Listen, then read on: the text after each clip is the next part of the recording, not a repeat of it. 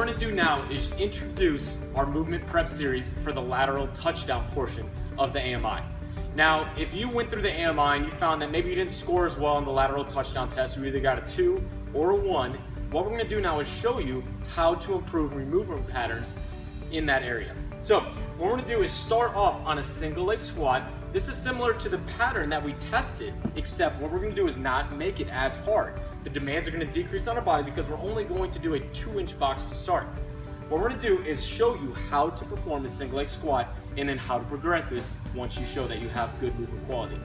To start off, we're on a small 2-inch box right here. If at home you don't have a nice box like this, you can do maybe a big book, tape a couple magazines together, or find a small curb on the outside of your house. The first movement that we're gonna do to start this off is pushing our hips back and bringing our chest forward.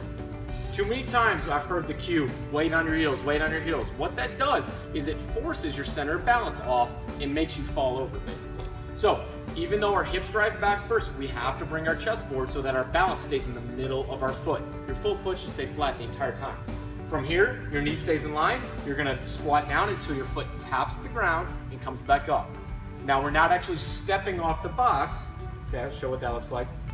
Actually stepping off, all of our weight stays on the stance like the entire time. Okay, hips back, tap down, back up. I'll show this from the side view.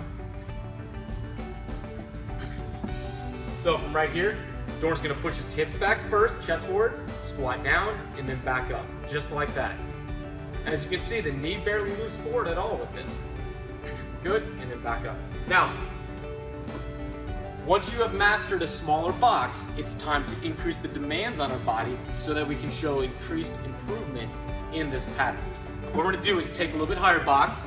We just moved from a 2-inch to a 6-inch, but at home, gauge it proportional to your body. What I wanna do is have Dorn step on that box, and now that he's learned how to do it on a smaller box, see if he can do the exact same thing on this box. Tap down and back up. Notice that his knee is not wobbling in at all, it's staying directly in line with his foot.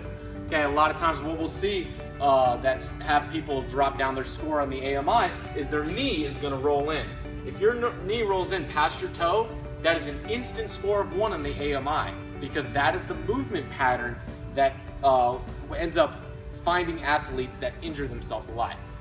This increased valgus form, which is what we see, is actually what athletes will get themselves into when they tear their ACL. So this is how we're going to correct for that. We're going to improve our movement patterns, touch down and back up. This is a deceleration of the body. So every time you land from a jump on a single leg, go to cut on the field, you have to be able to decelerate your body in single leg. This is how we do that, okay? We're good with that. Try that at home.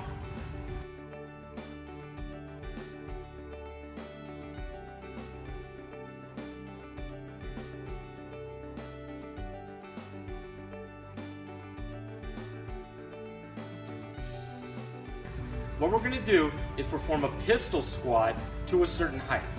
So what we're gonna do is find a bench or a chair at home.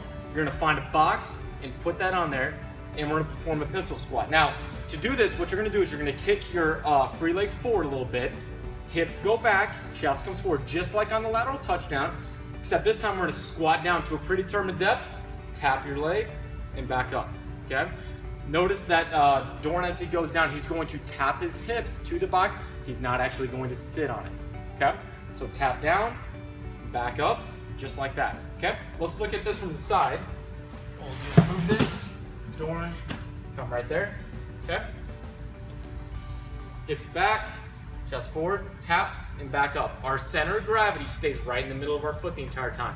If you feel like your weight is shifting too much to your heels, push your chest forward a little bit more, but still keep your chest upright, okay? So our trunk is still flat, tap and back up.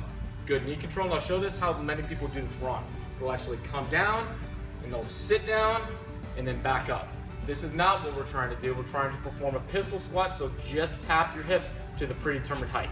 Now, once you've gotten better at this, what we'll do is we'll take the box away and increase the depth of squat that we need to perform. So, same thing happens, except now you have to go a little bit further down. So let's see what this looks like. Hips go back, chest comes forward, tap, and back up. Notice how his knee is staying right in line with his foot. His knee's not rolling in as he comes up. Very good. Weight's right in the middle of our foot. Good. Try this at home, and then we'll show you the next progression.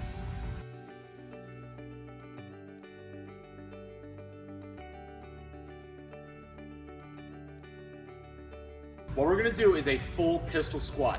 Now, every athlete should be able to do a full pistol squat, butt to ground. Except not every one of our athletes have the movement capabilities to do this. So, when we start this progression, we started on a small box, we increased our box height, and then we increased our depth by moving to a pistol squat on the bench. This now is the last of our progression, a full pistol squat.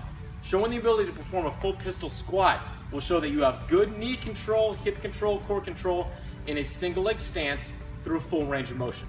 There's no other movement that requires this much range of motion in the lower body with as much core control as the pistol squat. So what I want you to do is we're gonna push the foot forward, hips go back, chest comes forward, so our body weight stays in the middle of our foot. We keep our knee in line and back up. Now, a lot of times people try to go through this so fast and their knee bounces around a lot. Keep your knee stable. That is the biggest part of this. Our foot stays flat, our knee stays stable, we squat down and back up. Now, what I don't want to see is I don't want to see your foot kicking out to the side. I don't want you to raise your knee up. Your foot should stay flat out in front of you, squat all the way down, tap, and control it all the way back up. Okay, that is a full pistol squat. That's the goal of our end range of the AMI correction for the lateral touchdown. You should be able to do this, but take your time and make sure that it's appropriate for the level of your movement quality right now. All right, try that at home.